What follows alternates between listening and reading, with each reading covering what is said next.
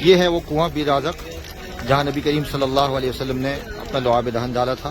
اس کو بیر ازق کہتے ہیں اور بیر شفا بھی کہتے ہیں. اور یہ کلثوم بن ہدم رضی اللہ تعالیٰ عنہ کے باغ کے اندر موجود ہے اور سامنے مسجد قباء ہے.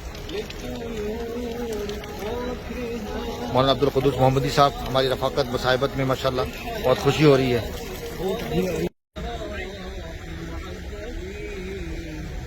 یاسین بھائی کیوں لگے مزہ آئی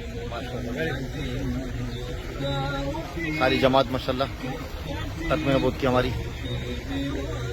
قافلہ ختم نبوت یہ بھی ماشاءاللہ ہمارے ساتھ ہیں. اور یہ کنواں بیر ازق بیر شفا اس کے بارے میں یہ طے ہوا کہ مجھے عمر بھائی کو دینا موبائل ویڈیو سے.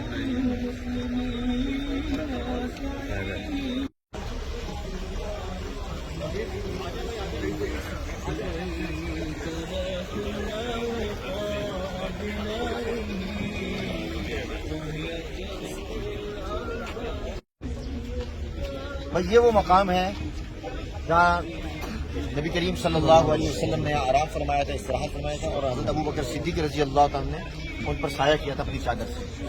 یہ وہ جگہ ہے, یہ جو جگہ دیکھ رہا ہے. اور یہاں 3 دن قیام فرمایا اور بڑے بڑے جو یہاں کے وفود تھے اور سرداران تھے, صحابہ تھے, یہاں کی ملاقاتیں کرتے تھے.